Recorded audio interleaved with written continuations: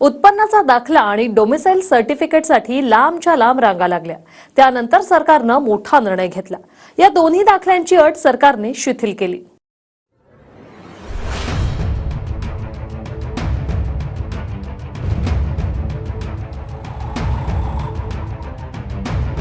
सरकारनं महिन्याला 1500 रुपये देणारी लाडकी बहीण योजनेची घोषणा केली आणि नोंदणीसाठी गावागावात तहसीलच्या ठिकाणी रांगाच्या रांगा लागतायत।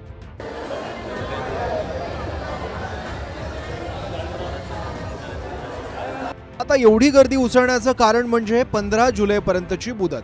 पण अखेर सरकारनं ही मुदत 31 ऑगस्ट पर्यंत वाढवून दिली आहे। गर्दी कालपासून वापस गेली, आज वापस जायला लागते। आता हे सांगा कसं करा आम्ही? मजुऱ्या पडून राहिल्या, इकडे खायची सोय नाही, खायची सोय नाही, इकडे मजुऱ्या पडून राहिल्या। हे 2-2 दिवस काम नाही होऊ राहिले, हे आता आजही वापस जायला लागते। म्हणजे कधी काम होईल मला? मजुऱ्या पडून राहिल्या, खाव काय आम्ही? उपाशी राहा काय? हे काही ना काही सरकारनं दिवस जास्त घ्यायला पाहिजे, 1-1.5 महिना तर पाहिजे टाईम। अरे तिकडून बायकोच्या इकडून ते डोमिसाइल आणायला लागते, ते काही सोपं थोडी काम आहे दादा? थोडं सोपं काम आहे काय? बायको आमची अकोल्याची आहे, तिथून कसं काय आणणार आहे तुम्ही सांगा मला? विचार करायच्या गोष्टी आहे। 15 दिवसात काहीच नाही होत।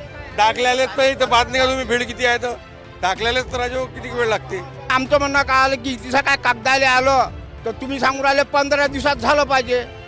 15 दिवस कसं होईल? 8-10 दिवस तर दाखलाच नाही भेटत। कोणता दाखला? कोणताही दाखला, फारम, उत्पन्नाचा दाखला, अधिक कोणते काही दाखला असला। लाडकी बहीण योजनेसाठी महत्वाची कागदपत्र हवी, त्यातही सरकारनं बदल केला। डोमिसाइल सर्टिफिकेट ऐवजी 15 वर्ष जुनं रेशन कार्ड, मतदार ओळखपत्र, जन्माचा दाखला, शाळा सोडल्याचं प्रमाणपत्र देता येईल। 2.5 लाखांच्या उत्पन्नाच्या दाखल्याऐवजी आता पिवळे किंवा केशरी रेशन कार्ड धारकांना उत्पन्नाच्या दाखल्यातून सूट देण्यात आली आहे। आम्ही इथलाच आम्ही डोमिसाइलसाठी आलो। दिवस लागणार म्हणजे डोमिसाइल मिळायला? अजून सांगितलं नाही त्यांना। उत्पन्नात दाखला पाहिजे, रहिवासी दाखला पाहिजे, 8 रंगाचे डॉक्युमेंट सांगितले। आता किती दिवस लागन? काही आहे व्यवस्था पाण्यागिण्याची या ठिकाणी? काहीच नाही का? लहान लेकरं बसला आम्ही, नाश्त्यावर आलो फक्त लहान लेकरं आहे सोबत। आता मी रहिवाशी आणि उत्पन्नाचा दाखला काढायला आलेली आहे। सकाळी 8 वाजेपासून मी इथे आलेली आहे, अजून पण माझा नंबर आलेला नाहीये। अजून 1-1.5 तास तरी लागणार आहे। मुख्यमंत्री लाडकी बहीण योजनेसाठी लाभ घेण्यासाठी आली आहे, पण इथं खूप गर्दी आली आहे। तर सरकारने याचा योजनेचा कालावधी वाढवावा। 15 जुलैपर्यंत एवढं शक्यच नाही सगळ्यांचं कागदपत्र।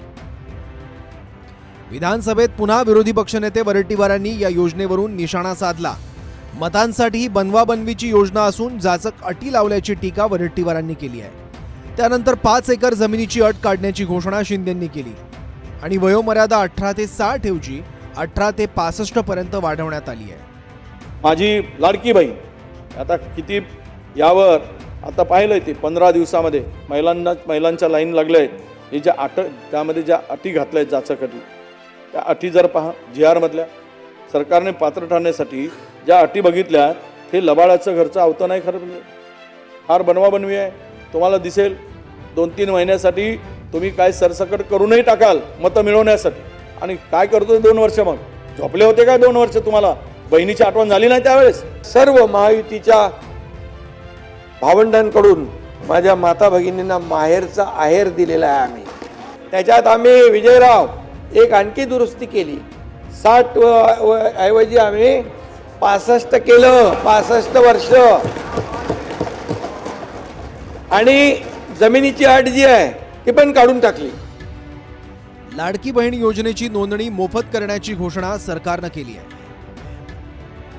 तर काही ठिकाणी कागदपत्रांसाठी पैशांची लूट सुरू असल्याचं व्हिडिओ समोर आले आहेत। अमरावतीच्या वरुड तालुक्यातील सावंगी इथल्या तलाठीच्या कार्यालयातच महिलांकडून 50 रुपये कागदपत्रांसाठी घेत असल्याचं समोर आलं।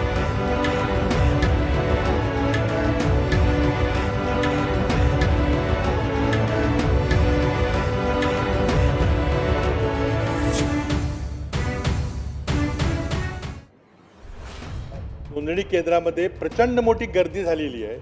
तिथे स्टॅम्पीड सारखी परिस्थिती निर्माण झालेली आहे। एका महिलेला उत्पन्नाचा दाखला काढायला 700 800 रुपये मागितले जातात। 100 रुपयाचं स्टॅम्प पेपरचा तुटवडा झालेला आहे। अनेक त्रुटी आहेत। तर माझी शासनाला आपल्यामार्फत विनंती आहे की 15 जुलैची अंतिम तारीख पूर्णपणे काढून टाकावी। कुठलीही अंतिम तारीख असता कामा नये आणि निवडणुकीपरता ही योजना आणलेली आहे, पुन्हा पुन्हा बंद केली जाईल हा जो आदेश आहे त्याप्रमाणे पण कायदा आणला पाहिजे, माझी मागणी. कागदपत्रांच्या व्यतिरिक्त लागणारे अतिरिक्त पैसे कुठं घेतले जात असतील तर सरकारनं त्याकडे लक्ष दिलं पाहिजे. Bureau report, TV9 Marathi.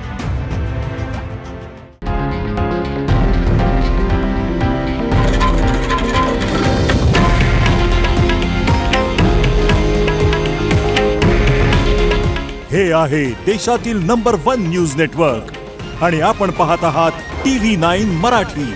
काळजी तुमची, हित महाराष्ट्राचं.